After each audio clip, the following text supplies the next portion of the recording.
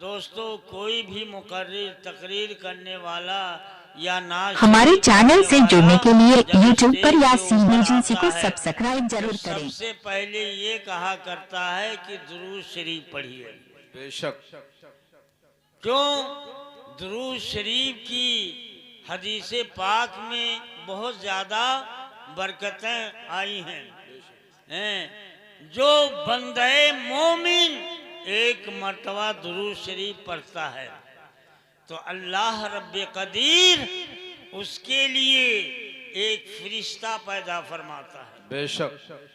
और उस फरिश्ते का एक पर जमीन के ऊपर होता है, दूसरा पर जो होता है वो आसमान के ऊपर होता है। इतना बड़ा फरिश्ता होता है। दोस्तों, जन्नत में एक दरख्त का नाम अत्तहियात है। बेशक। वो फरिश्ता उसी अत्तहियात दरख्त के ऊपर बैठता है। अल्लाह ताला उस फरिश्ते से इरशाद फरमाता है कि ए फरिश्ते, अब तुम दरिया में गोता लगाओ। बेशक। वो फरिश्ता दरिया में गोता लगाता है, फिर उसी अत्तहियात दरख्त के ऊपर जा करके बैठ जाता है। फिर अल्लाह ताला उस फरिश्ते से इरशाद फरमाता है कि ए फरिश्ते, अब तुम अपने पर को फड़फड़ाओ।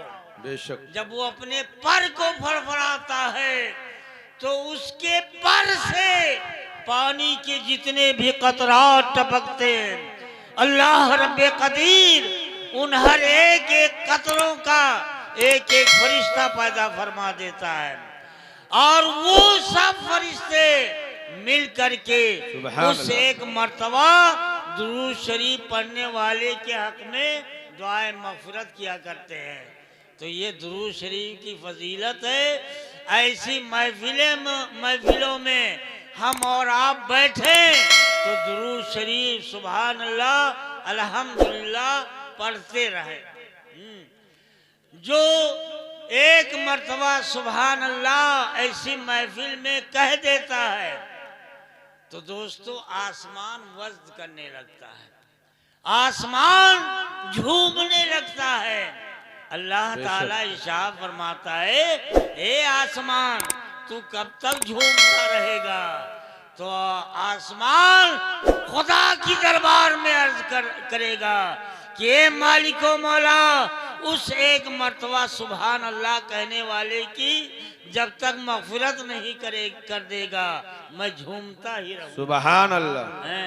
तो कहिए सुभान अल्लाह सुभान अल्हम्दुलिल्लाह। दोस्तों, दुरूद शरीफ की फजीलत हदीस पाक में बहुत ज़्यादा आया है। एक मर्तबा एक अल्लाह के महबूब बंदे, दोस्तों मैं ऐसी तकरीर करूँगा कि आप लोगों के समझ में आ जाए। जी जी। और जल्दबाजी नहीं करूँगा कि बोलते रहें और समझ में भी ना आए। तो एक अल्लाह का महबूब बंदा जंगल में जा रहे थे और जंगल में नमाज का टाइम हो गया, असर का वक्त हो गया। अब पानी की तलाश कर रहे हैं कि पानी मिल जाए तो वजू बनाऊं और खुदा का फरीज़ा अदा करूं। बेशक। अब वो तलाश करते करते पानी काफी जंगल में चले गए, लेकिन पानी नहीं मिल पा रहा था।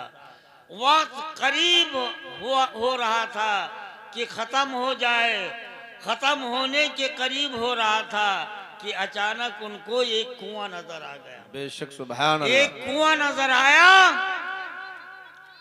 तो दोस्तों, अब कुआं नजर आया तो ये मसला है कि सामने पानी मौजूद है तो आप तयम्मुम करके नमाज नहीं पढ़ सकते हैं। तो आपके पास में न रस्सी है न डोल है कि जिससे कुएं से पानी निकालें और वजू फरमाएं।